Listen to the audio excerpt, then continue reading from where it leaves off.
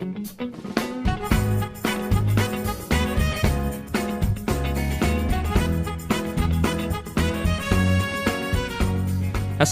warahmatullahi wabarakatuh. Halo, apa kabar pemirsa yang ada di rumah? Senang sekali tentunya saya Jus Mahendra bisa menyapa kembali Anda dalam program Expose, lebih dekat, lebih santai. Di tahun 2021, tepatnya pada tanggal 8 November 2021, umat Islam Kota Pekalongan telah berusia 79 tahun. Tentu, angka ini menjadi perjalanan panjang bagi umat Islam. Nah, untuk tentunya mencetak generasi yang berkualitas untuk masa depan. Untuk episode kali ini, kita bakal membahas topik ataupun tema tentang Harlah Umat Islam yang ke-79 tahun dengan mengangkat tema yaitu tetap berkarya dan berprestasi di tengah pandemi. Sudah hadir tentunya di tengah-tengah kita semuanya narasumber yang berkompeten di bidangnya. Langsung saja kita sapa. Yang pertama ada Dr. Kusuma Adi Ahmad, Ketua 1 Yayasan Badan Wakaf Umat Islam. Langsung saja kita sapa. Assalamualaikum Pak Adi, apa kabar hari ini? Waalaikumsalam, alhamdulillah sehat walafiat. Masya Allah. Sehat Mas dong Aziz. Pak Adi ya. Pak Adi ini kayaknya udah familiar banget sama kita ya. Di mana-mana sekarang ada ya kalau Iya. umpamanya berbicara tentang Kota Pekalongan, Pak Adi ada di situ gitu ya. Mau nyaingin saya nih pemirsa sepertinya. Tapi saingannya sehat ya Pak. Saya malah berguru nih sama Mas Waduh, Aziz. Masya Allah. Oke deh, selain ada Pak Adi, kita juga sudah kedatangan tentunya narasumber yang berkompeten juga untuk membahas topik untuk edisi kali ini. Ada Ibu Titi Purwaningsi SPD, selaku dari Kepala SMP Islam Pekalongan, dan juga tentunya Ketua dari Panitia Harlah Umat Islam ke-79. Assalamualaikum Ibu. Waalaikumsalam warahmatullahi wabarakatuh. Kabarnya gimana Bu hari ini? Alhamdulillah sehat walafiat. Sehat walafiat ya Bu ya. Selesai yang mengajar langsung datang ke sini. Masya Allah. Dari kelas langsung menuju ke sini. Untuk tentunya sharing sama pemirsa yang ada di rumah ya Bu ya, tentang iya. peringatan Harlah Mahat Islam ke-79. Yang paling penting adalah bagaimana sih cara Mahat untuk membangun ataupun membuat generasi muda yang bisa berprestasi gitu ya. Iya, betul sekali. Oke, nah sekarang saya ingin bertanya terlebih dahulu ke Pak Adi nih ya. Berbicara tentang Harlah Mahat Islam ke-79 ya. Apa saja sih tentunya rangkaian kegiatannya? Pak Adi bisa dijelaskan nggak secara detail gitu? Silakan. Ya, terima kasih Mas Aziz, pemirsa Batik TV yang kami hormati. Rangkaian Taksis Mahat Islam ke-79 ini merupakan rangkaian kesederhanaan namun penuh hikmat. Karena di masa pandemi ini dengan segala keterbatasan yang ada, tentunya kita harus menghormati protokol kesehatan, menerapkan protokol kesehatan, dan memenuhi atau mematuhi ketentuan dari kebijakan pemerintah terkait PPKM. Taksis Mahat Islam 79 ini upaya kita untuk menggairahkan semangat sebagai bagian dari keluarga besar Mahat Islam untuk selalu mengingat pesan-pesan para pendiri terkait dengan pendidikan, keagamaan, sosial maupun ekonomi. Nah, rangkaiannya itu cukup panjang. Kita dari bulan Oktober itu sudah menginisiasi dan melaksanakan beberapa rangkaian dari Mahat Islam bertasbih, karena di masa pandemi upaya kita secara dohir dilengkapi dengan batinnya, kita juga menyelenggarakan Mahat Islam bertasbih. Kemudian di masa pandemi ini juga kami Yayasan Mahat Islam ini mendirikan atau membuka unit usaha bernama Mahat Islam Mart atau disingkat MI Mart. MI Mart ini merupakan upaya dari alumni untuk kegiatan ekonomi yang profitnya nanti ini untuk menunjang pendidikan, sehingga harapannya kemandirian Mahat ke depan itu bisa lebih bagus, lebih baik. Nah, pendirian MI Mart ini tentunya tak lepas dari para wakif atau para donatur yang sudah mewakafkan sebagian hartanya untuk bersama-sama mendirikan MI Mart. Dan rangkaian dari ekonomi, kemudian kita menuju kepada insight bisnis. Ini juga bagian dari ekonomi, tapi lebih kepada tataran berbagi sharing pengalaman dari alumni Mahat Islam yang berada di luar kota, yang sudah berkiprah di bidang ekonomi, kemudian akademisi maupun politik. Ini kumpul bersama mengusung tema Rembuk Rakyat. Rembuk Rakyat ini merupakan tindak lanjut dari Rembuk Rakyat pertama sekitar 4 tahun yang lalu. Nah, ini yang jilid kedua dengan tema yang lebih besar, yaitu ekonomi untuk Pekalongan Raya, sehingga tidak hanya kota, tapi bagaimana Mahat Islam bisa mewarnai untuk kabupaten tetangga. Ini panjang sekali ya Pak Adi ternyata ya, Iya. perjalanan dalam rangka Harlah ke-79. Namun pada gongnya acaranya itu rangkaiannya apa aja Iya. Pak Adi? Nah, begitu masuk ke akhir Oktober, kita mengadakan ziarah ke makam pendiri itu di makam Sapuro, kemudian dilanjut ke Ponpes Al-Quran Buaran, itu untuk pendiri maupun tokoh-tokoh Mahat Islam. Nah, baru setelah itu masuk ke rangkaian kegiatan yang sifatnya itu meningkatkan kompetensi akademik siswa. Ini juga kami mengadakan lomba-lomba. Nanti lomba-lomba mungkin akan dieksplor lebih jauh oleh Bu Titik selaku Ketua Panitia. Dan di samping lomba-lomba yang sifatnya akademik, ini juga ada lomba yang sifatnya olahraga. Ini antara alumni, pengurus, dan pendidik maupun tenaga kependidikan, sehingga ikut memeriahkan taksis Mahat Islam. Jadi semuanya dilibatkan gitu ya, tidak hanya alumni saja ataupun para siswanya saja gitu pemirsa, ternyata juga semuanya ya yang memang memiliki tujuan yang sama, kemudian juga sumbangsi untuk Mahat Islam, untuk kemajuan Kota Pekalongan juga ya ternyata ya, dari ekonominya pun dipikirkan loh untuk Kota Pekalongan. Iya. Nah sekarang Dan puncaknya apa ini? itu upacara taksis Mahat Islam. Dengan segala keterbatasan, kami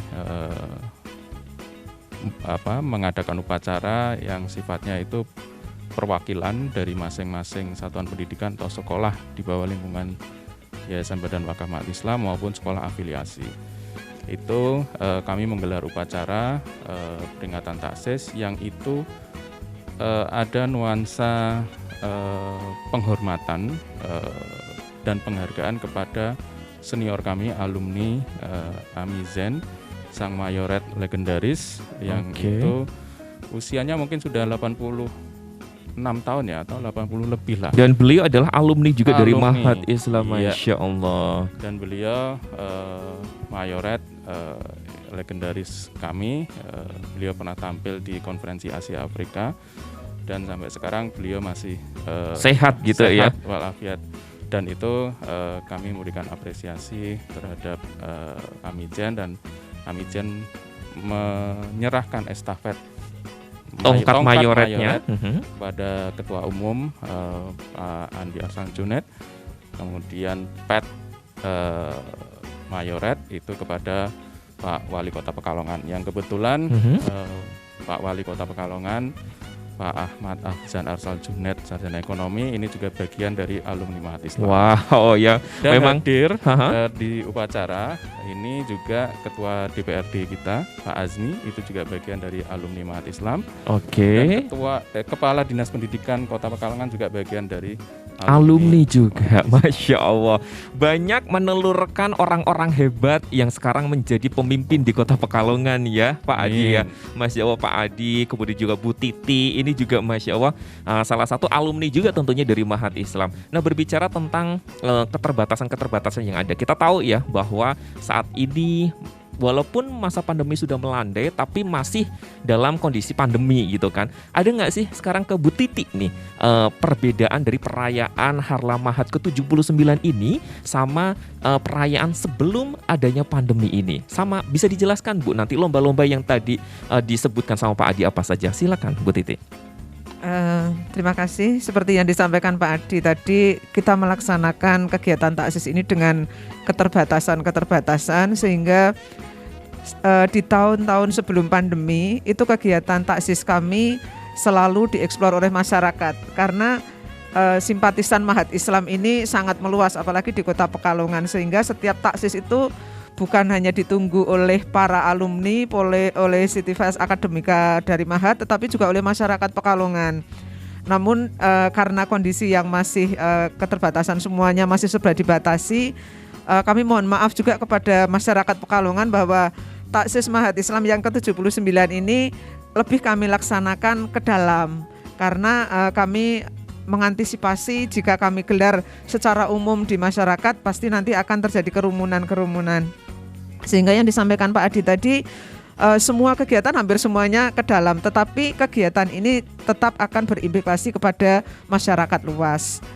Kegiatan yang kami laksanakan di hari puncaknya mulai akhir Oktober itu mulai dari ziarah, kemudian ziarah pun juga kami juga tidak seperti tahun kemarin ada pembatasan peserta.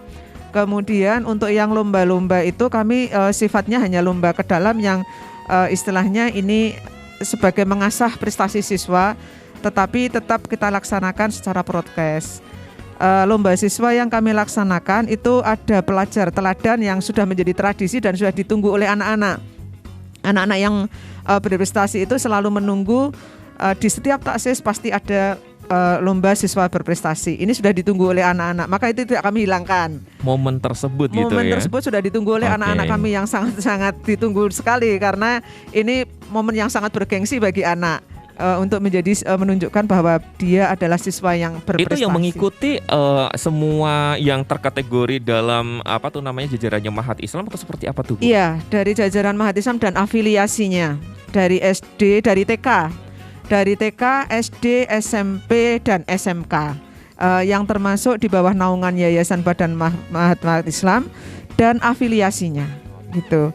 Kemudian lomba guru tadi pendidik, tenaga pendidik, karyawan, kemudian yayasan dan IAMI itu sebagai wujud silaturahmi sebetulnya.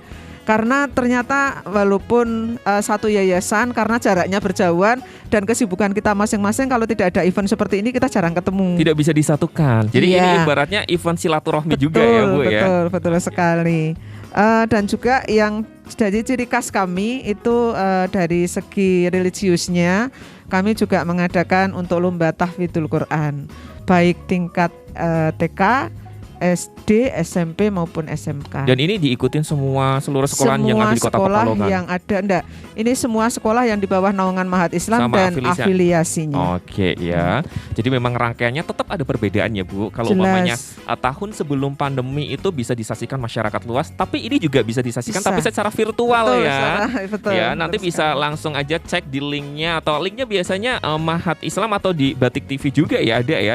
Disiarkan secara langsung di Batik TV. Live streaming pemirsa, kalau mamanya pengen tahu acaranya seperti apa di gongnya Harlah Mahat Islam ke-79 tahun itu ya.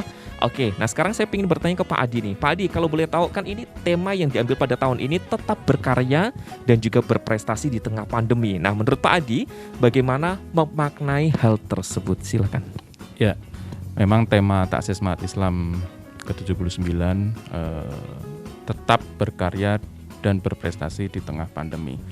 Ini merupakan tantangan bagi kami yayasan, dan kemudian kami mengajak kepada seluruh kepala sekolah, pendidik dan tenaga pendidikan untuk mendorong siswa tetap berkarya dan tetap berprestasi.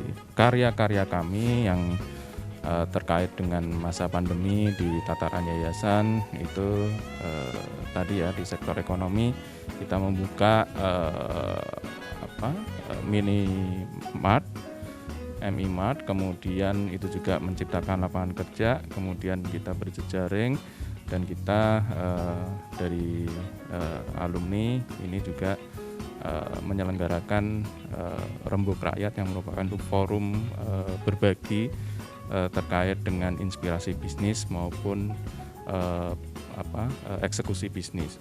Dan ini tentunya nanti akan berlanjut di sesi-sesi selanjutnya, yaitu terkait dengan coaching bisnis. Nah, ini nanti kemungkinan besar kami juga nanti akan menggandeng Batik TV terkait dengan ini, dan ini harapannya bisa diikuti oleh seluruh masyarakat Kota Pekalongan gitu ya, dan Raya, disaksikan Pekalongan juga. Raya, Mas Oke, Aziz. Pekalongan Raya jadi luas gitu. Pak Adi, maaf banget nih saya harus cut karena kita harus break terlebih dahulu. Nanti kita juga bakal ulik lagi tentunya ya, prestasi dan juga perkembangan ekonomi seperti apa yang sudah disiapkan oleh Mahat Islam dalam rangka Harla ke-79-nya. Jadi buat pemirsa jangan kemana-mana, tetap bersama kami hanya di program Expose, lebih dekat, lebih santai.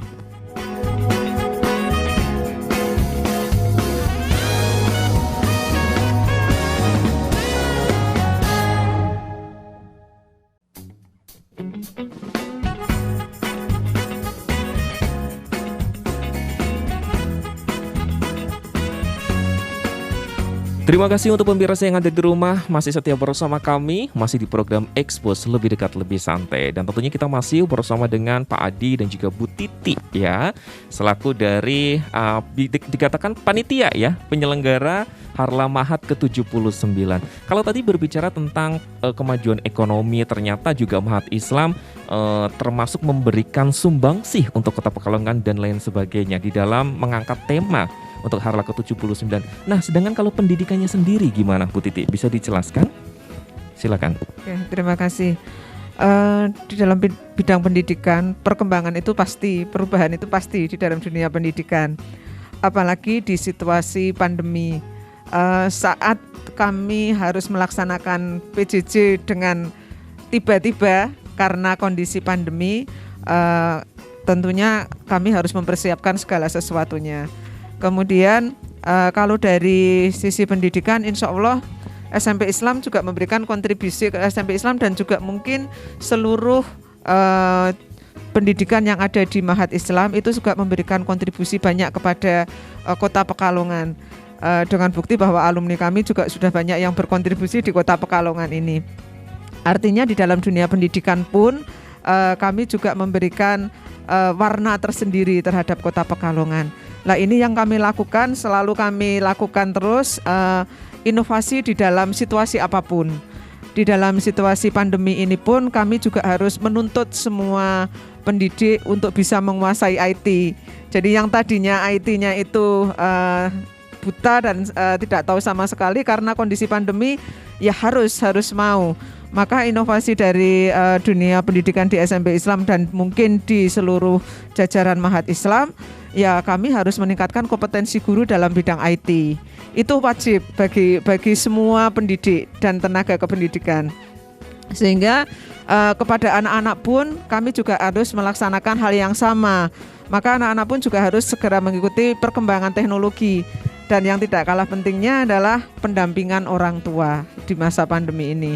Jadi memang kerjasama semuanya itu penting ya Bu Titi ya, tidak hanya guru sama peserta didik saja, tidak hanya orang tua sama pendidik saja, namun juga peserta didik, pendidik dan juga orang tua bersatu gitu ya, agar pendidikan di masa pandemi seperti ini bisa berjalan seperti biasanya ya. Nah, kalau umpamanya berkaitan dengan pandemi nih ya, saat ini perkembangan teknologi juga sangat pesat. Kita tahu ya bahwa salah satu inovasi yang dilakukan adalah pembelajaran jarak jauh. Mau nggak mau juga tadi dikatakan guru yang tadinya tidak melek akan teknologi harus melek gitu kan. Nah, bagaimana proses pembelajaran jarak jauh di Mahat Islam tersendiri nih Bu Titi, termasuk penerapan protokol kesehatan di sekolah? Sekarang sudah melakukan tatap muka apa belum sih gitu? Silakan. Pandemi ini kami tahapan ya. Awalnya kami 100% daring. Awal-awal pandemi kami 100% daring, maka semuanya kami laksanakan secara daring. Disinilah kami butuh kerjasama yang baik dengan orang tua. Kami selalu komunikasi sehingga kami bentuk grup WA orang tua dan juga mungkin grup WA untuk siswa. Wali kelas itu selalu proaktif untuk bisa mendampingi siswa putra-putrinya di rumah untuk belajar secara mandiri dengan pendampingan orang tua. Itu kami laksanakan full hampir 1,5 semester ya. Kemudian cukup panjang ya Bu Titi ya. Kemudian tahapan berikutnya kami di Kota Pekalongan diperbolehkan untuk melaksanakan tatap muka secara terbatas. Kami melaksanakan untuk uji coba dan lain sebagainya. Kemudian sarana prasarana sudah kami penuhi, kami melaksanakan PTM 50%. Ya, 50% itu ya memang tidak bisa menyelesaikan semua materi. Cuma karena sekarang itu di masa pandemi kan tidak dituntut untuk harus menyelesaikan semua kurikulum. Yang penting pembentukan karakter anak, itu yang kami lakukan. Dan saat ini kami sudah melaksanakan tatap muka 50%, kami buat secara shift. Oke ya, jadi tatap muka sudah dilangsungkan walaupun tetap ada pembatasan ya, hanya 50% saja. Kalau berbicara balik lagi tentang Harlah Mahat Islam ke-79 tentang mengangkat tema tetap berkarya dan berprestasi di tengah pandemi, itu sudah diaplikasikan ya ternyata ya di Mahat Islam tersendiri. Sekarang kita beralih lagi ke Pak Adi. Pak Adi, tentu perkembangan teknologi ini menjadi tanggung jawab bagi kita semuanya untuk menggunakannya dengan bijak ya, untuk teknologi agar tidak membawa pengaruh buruk. Nah, menurut Pak Adi nih, bagaimana cara memfilter ya pengaruh arus teknologi agar para remaja bisa menggunakannya dengan bijak atau yang baik seperti itu, khususnya untuk santri ataupun siswa-siswinya dari Mahat Islam? Ya, terima kasih Mas Aziz. Ini memang menarik. Pandemi ini belajar dari rumah, tentunya ini membutuhkan perangkat atau gadget.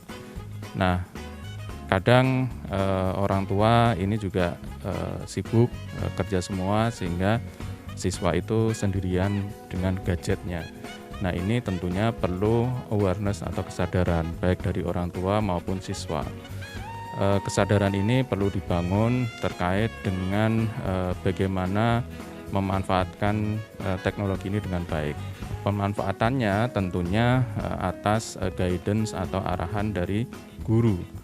Nah, memang untuk proses pembelajaran itu meskipun banyak bertebaran di dunia maya terkait dengan referensi belajar, namun sumber-sumber pembelajaran, sumber bahan ajar ini tetap dari guru yang memfilter, dan ini kami melakukan kanalisasi melalui learning management system sehingga siswa itu lebih terarah mengakses sumber-sumber referensi, meskipun tidak menutup kemungkinan itu bisa dicari di semacam Google atau YouTube atau yang lain. Nah, ini tetap dari kami komitmen untuk menggunakan platform education, yaitu menggunakan learning management system. Nah, ini untuk yang asinkron, jadi pembelajaran yang tidak real time. Materi-materi kita sampaikan di learning management system, penugasan, PR dan lain sebagainya maupun kuis. Nah, kemudian di synchronous learning, pembelajaran real time kita tatap muka, kita juga upayakan seminggu sekali minimal untuk ada virtual meeting atau virtual atau teleconference antara guru dengan siswa. Dan ini tentunya juga bagian dari filter untuk mengarahkan atau mendampingi tadi pembentukan karakter secara jarak jauh untuk mengakses hal-hal yang positif, terutama untuk kepentingan pendidikan. Meskipun itu kami menyadari bahwa ada keterbatasan dari orang tua, siswa terkait gadget, akses internet, kami welcome menggunakan hybrid. Jadi bisa datang ke sekolah, kemudian kami ajari, kemudian kami sediakan fasilitas untuk bisa mengakses di sana. Oke, ya luar biasa sekali ya, hal-hal yang sudah disiapkan untuk mencegah ya terjadinya hal-hal yang tidak diinginkan, tentunya dengan kemajuan teknologi ini Pak Adi ya. Dari pihak sekolah sudah melakukan yang terbaik tentunya, harusnya juga kerjasama antara keluarga dan orang tua terutama ya, untuk bisa membimbing ataupun mendidik anaknya di rumah. Karena kalau umpamanya sekolah untuk menjaga 100% kayaknya juga susah ya Pak Adi ya. Harus memang kerjasama antara pendidik, guru dan juga orang tua, itu harus sama-sama agar tentunya tercipta anak-anak yang baik dan juga berkualitas sehingga bisa menjadi seorang pemimpin nanti kelak di Kota Pekalongan. Amin ya robbal alamin. Kembali ke Bu Titik nih. Bu Titi, jika kita flashback nih ke belakang hingga saat ini, Mahat Islam juga telah menorehkan banyak sekali prestasi. Salah satunya adalah pemimpin Kota Pekalongan pun ya alumni dari Mahat Islam. Nah, bagaimana cara untuk mempertahankan capaian prestasi tersebut teruntuk untuk peserta didik ya dengan kondisi saat ini yang masih pandemi, yang kita nggak tahu nih kelarnya bakal sampai kapan sih gitu. Silakan Bu. Terima kasih. Kami selalu menekankan kepada seluruh pendidik maupun tenaga pendidikan bahwa pandemi ini bukan halangan. Justru kalau kita bisa memanfaatkan situasi ini, kita bisa berada satu langkah di depan orang-orang. Kenapa saya katakan demikian? Karena anak-anak pun juga kami tidak langsung stop berhenti semua kegiatan, tidak. Meskipun dengan keterbatasan, kami tetap melaksanakan kegiatan-kegiatan untuk mengembangkan bakat maupun untuk mengembangkan prestasi siswa. Terbukti dari masa pandemi ini pun kami juga masih bisa berprestasi. Artinya di masa pandemi ini kami juga bisa mengikuti semua event yang diadakan, baik itu tingkat kota maupun tingkat provinsi, dan hampir di setiap event pun kami juga istilahnya meraih kejuaraan. Itu salah satu yang kami persembahkan untuk Kota Pekalongan. Boleh lo tepuk tangan ya untuk kita semuanya, untuk Mahat Islam tentunya. Ini benar-benar pandemi bukan menjadi alasan ataupun halangan ya Bu Titi ya, tapi bahkan untuk pembuktian ya. Kalau umpamanya bisa, berarti bisa untuk menjadi percontohan seperti itu. Nah, kembali ke Pak Adi nih, di peringatan ke-70 tahun Mahat Islam ya, Harlah 79 ya, sorry. 79 tahun. Adakah inovasi baru yang akan atau bahkan sudah dilakukan Mahat Islam untuk menghadapi tantangan ke depan? Silakan. Iya, kami menyadari bahwa pandemi ini belum berakhir, dan berakhirnya kapanpun kita belum tahu. Tapi Mahat Islam berkomitmen untuk blended learning. Itu inovasi kami, pembelajaran bauran. Kami blended learningnya itu daring dan luring. Daringnya pun kami juga menganut dua model, yaitu sinkronus dan asinkronus. Sinkronus ini kami mengupayakan menggunakan platform salah satu penyedia teknologi untuk tatap maya. Kemudian learning management system itu juga bagian dari upaya kami untuk melakukan pembelajaran asinkron. Untuk pembelajaran luring pun PTM terbatas ini kami akomodasi dengan kapasitas atau pembatasan 50%. Itu luringnya, sinkronusnya tatap muka, siswa sudah datang ke sekolah, kemudian tatap muka dengan guru. Dan asinkronusnya itu kami dorong melalui guru sekolah, itu siswa untuk belajar mandiri, yaitu asinkron di rumah dengan bimbingan orang tua. Nah, komunikasi kami jajaran PTK dan orang tua ini kami dorong agar pandemi ini adalah sebuah pilihan untuk mendampingi anak untuk tetap belajar. Oke ya, ini kayaknya memang sudah matang sekali apa ya namanya, bisa dikatakan proyek ataupun rencana ke depan yang akan dilakukan oleh Mahat Islam. Ini sudah dilakukan. Ini sudah dilakukan dan ya. Dan ke depan juga akan kita menggunakan kembangkan lagi dua model pembelajaran ini. Apa blended kalau boleh learning. tahu Pak Adi? Ya tadi online dan offline. Oke. Online maupun offline-nya kita juga mengupayakan sinkronus maupun asinkronus. Dan perlu kami tambahkan juga bahwa kami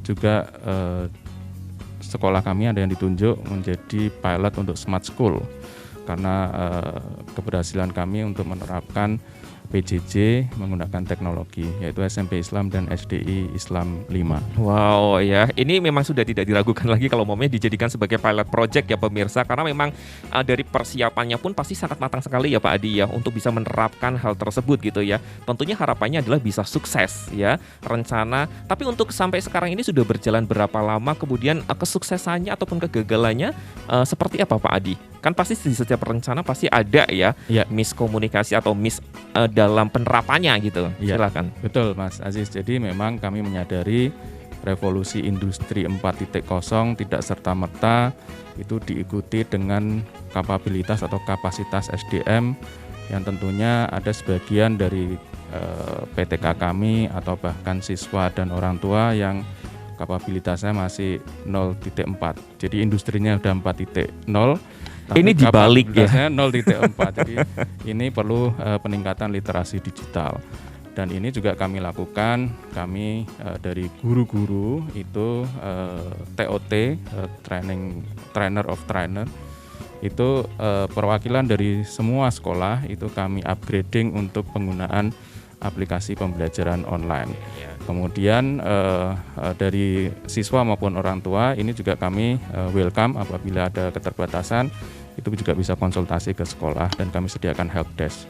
Oke deh ya, ini luar biasa sekali. Jadi memang kalau mamanya para siswa-siswinya tercipta ataupun mencetak siswa-siswi yang sangat berkualitas, ini memang perlu diapresiasi atau sangat pantas gitu ya. Karena juga persiapan-persiapan yang rencananya sudah dilakukan, bahkan penerapan yang dilakukan oleh sekolahan pun sangat luar biasa sekali. Dan untuk pemirsa yang ada di rumah juga jangan kemana-mana karena kita harus break terlebih dahulu. Jadi tetap saksikan terus di program Expose Lebih Dekat, Lebih Santai.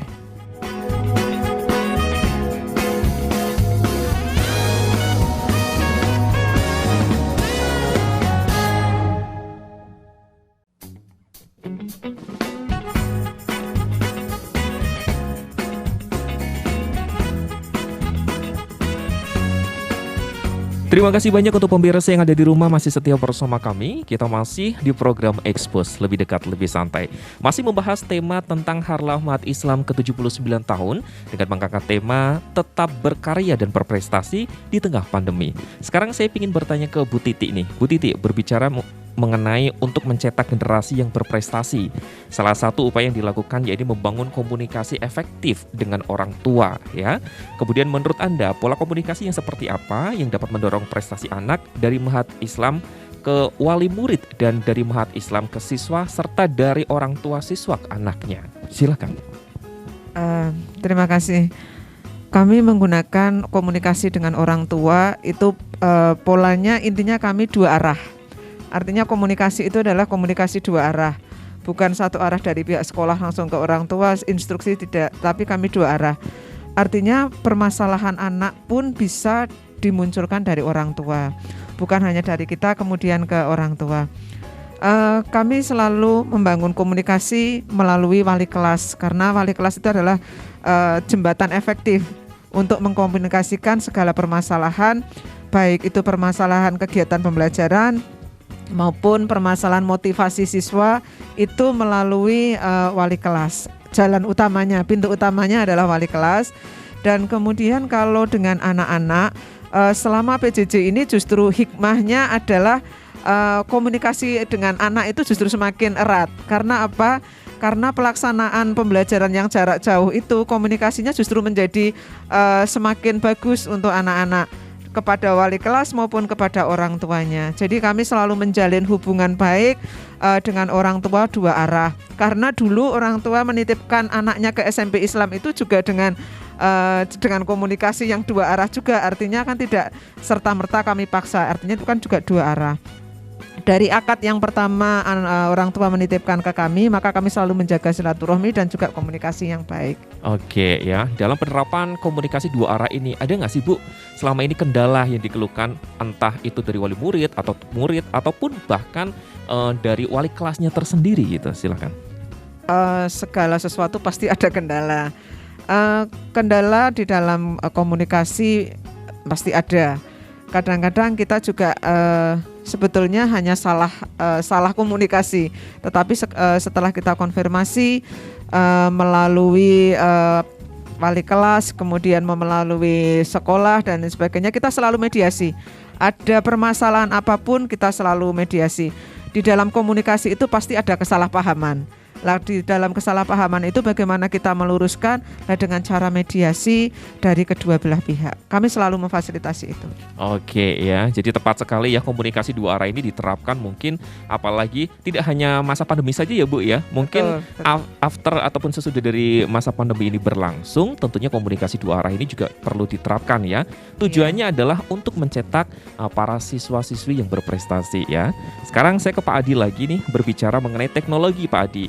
Dan prestasi di tengah pandemi, mungkin ada kekhawatiran tersendiri untuk bisa terus mengikuti perkembangan zaman yang sebelum aktivitas dilakukan secara konvensional. Saat ini harus beralih ke modern sesuatu dengan perkembangan teknologi. Nah, menurut Pak Adi, bagaimana cara menyikapi hal tersebut? Yang tadinya konvensional, sekarang berubah semuanya beralih ke teknologi. Ya, memang revolusi industri 4.0 ini sudah digaungkan dan direncanakan, bahkan untuk pembelajaran pun juga nanti kita akan menggunakan teleconference. Dan ada sebagian yang sudah, namun itu di luar negeri. Nah, di Indonesia itu masih pada tataran tatap muka, bukan tatap maya. Nah, adanya pandemi ini jadi by accident akhirnya kita dituntut untuk bertransformasi digital lebih cepat. Mau tidak mau kita harus menggunakan teknologi untuk proses KBM atau kegiatan belajar dan mengajar. Dan ini tentunya membawa pesan pada kita semua bahwa perubahan itu pasti, baik itu direncana maupun by accident. By accident ini akhirnya literasi digital masyarakat, literasi digital jajaran kami, termasuk satuan pendidikan kami, itu mau nggak mau dipaksa untuk harus belajar dan bisa menggunakan teknologi tersebut untuk pembelajaran. Meskipun kami menyadari bahwa teknologi yang mungkin sederhana seperti pesan instan, seperti WhatsApp dan lain sebagainya, itu juga bagian dari yang kami gunakan untuk komunikasi ke orang tua atau siswa, dan mungkin berbagi tugas atau tautan link untuk ke learning management system atau untuk pertemuan online. Nah, ini semua itu tentunya membawa kita pada suatu niatan bahwa teknologi itu sekarang menjadi suatu keniscayaan, dan itu kita tidak ada pilihan. Kalau mau maju, ayo kita bertransformasi digital. Nah, dengan bertransformasi digital itu kita selangkah lebih maju. Kita siap apabila pandemi berakhir, kita sudah terbiasa dengan teknologi, kita tetap muka seperti biasa, nggak masalah. Tapi apabila ini on off pandeminya, ini juga kita sudah terbiasa. Oke, Pak Adi, kalau berbicara tentang transformasi teknologi kan memang sudah dipersiapkan karena memang ini kemajuan 4.0 gitu ya. Namun kita memang dituntut untuk lebih cepat karena ada pandemi ini. Nah, ada nggak sih kesulitan untuk memberikan sosialisasi nih kepada siswa ataupun kepada orang tua siswa gitu untuk secepat mungkin ataupun secepatnya untuk bisa transformasi digital seperti itu? Silakan. Iya, memang sosialisasi bagian dari komunikasi yang perlu kami bangun kepada orang tua siswa maupun siswa melalui guru-guru kami. Dan memang sosialisasi ini pasti ada pro dan kontra, ada yang masih berharap tatap muka, ada yang welcome dengan tatap maya. Nah, ini semua tentunya butuh komitmen bersama. Sosialisasi itu secara berjenjang dan melembaga ini kami lakukan dari sekolah, kemudian pendidik maupun tenaga kependidikan, siswa, dan yang terakhir adalah orang tua. Nah, memang orang tua ini kami menyadari bahwa ada keterbatasan yang mungkin karena waktu atau memang karena memang terbatas secara sarpras maupun akses internet. Ini juga kami menyediakan solusi-solusinya. Ya. Oke ya, jadi memang masalah sosialisasi sudah diberikan juga, tapi memang mau nggak mau ataupun pro dan juga kontra memang harus diterima gitu ya, karena memang kondisinya seperti ini ya, tuntutan ibaratnya seperti itu. Kemudian saya ke Bu Titi ini ya, di hari jadi Mahat Islam ke-79 tahun ini Bu Titi, pesan apa yang ingin disampaikan untuk masyarakat Kota Pekalongan lebih khususnya? Silakan. Sebetulnya pesannya cukup singkat sih, jangan menyerah dengan keadaan. Oke ya. Kita mengusung tema tetap berkarya dan berprestasi di masa pandemi. Sebetulnya itu bukan hanya di masa pandemi, di masa apapun jangan sampai kita menyalahkan keadaan dan kita tetap bisa selalu survive dengan keadaan apapun. Itu mungkin yang disampaikan di di Taksis Mahat Islam yang ke-79. Sehingga kita mengusung tema tetap berkarya dan berprestasi di masa pandemi. Artinya kami berpesan kepada semua pihak bahwa di situasi apapun jangan menyerah. Oke ya, wah luar biasa sekali tentunya pemirsa. Memang kalau kita mau maju ya jangan menyerah ya Bu ya. Terus berusaha nanti kita bakal mendapatkan ataupun sampai dengan titik yang kita tuju seperti itu. Nah, untuk Pak Adi sendiri nih, sesuai dengan tema kita hari ini, apa sih harapan Anda untuk generasi muda? Silakan. Iya, untuk generasi muda ini pandemi akan membawa pada tataran kita harus adaptif terhadap perubahan. Kita harus transformatif terhadap perangkat yang kita gunakan, dan kita harus kreatif terhadap apa yang akan kita lakukan. Jadi adaptif, transformatif, dan kreatif itulah kunci sukses untuk tetap berprestasi dan berkarya di tengah pandemi. Oke, Pak Adi, adakah kiat-kiat Pak Adi untuk bisa menerapkan ataupun mengaplikasikan segala sesuatu tadi yang diharapkan sama Pak Adi, terlebih khusus untuk generasi muda kita? Ya, teknologi informasi membuka kita ruang belajar, guru dimanapun bisa kita dapatkan. Meskipun pada tataran akademik ini sekolah itu menjadi rujukan utama. Nah, literasi digital ini adalah kunci untuk kita bisa survive di era industri 4.0 dan ke depan. Kita mau belajar apapun ada di internet. Yang diharapkan dari pembelajaran yang ada di internet itu di tataran sekolah itu sudah ranahnya diskusi dan berbagi, sehingga guru ini sudah diringankan sebetulnya karena berbagai sumber bahan ajar yang ada di internet. Jadi kemandirian belajar ini menjadi sebuah kewajiban, dan ini tentunya generasi muda itu harus punya semangat untuk menuju kemandirian belajar. Oke ya, kalau tadi kita sudah dengarkan kiat-kiatnya dari Pak Adi. Kalau dari seorang pendidik nih, Bu Titi selaku kepala sekolah juga, apa yang mungkin bisa diberikan untuk pemuda, terlebih khususnya di Kota Pekalongan, Bu? Silakan. Terima kasih. Yang jelas untuk semua masyarakat Kota Pekalongan, terutama generasi muda, harapan dari kami selaku pendidik, kami selalu menekankan kepada semua anak didik kami bahwa dalam kondisi apapun kalian tetap harus berjuang untuk mewujudkan cita-citanya. Jadi tidak mengenal kondisi apapun, tidak mengenal tantangan sebesar apapun, wujudkan cita-cita kamu sebisa mungkin. Oke ya, luar biasa sekali.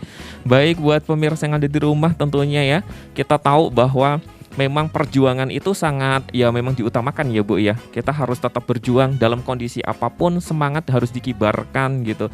Nah, kalau Pak Adi nih Pak, kalau berbicara tentang topik edisi hari ini yaitu tetap berkarya dan berprestasi di tengah pandemi, apakah pemuda Kota Pekalongan terlebih khususnya itu sudah mengaplikasikan tema ini gitu?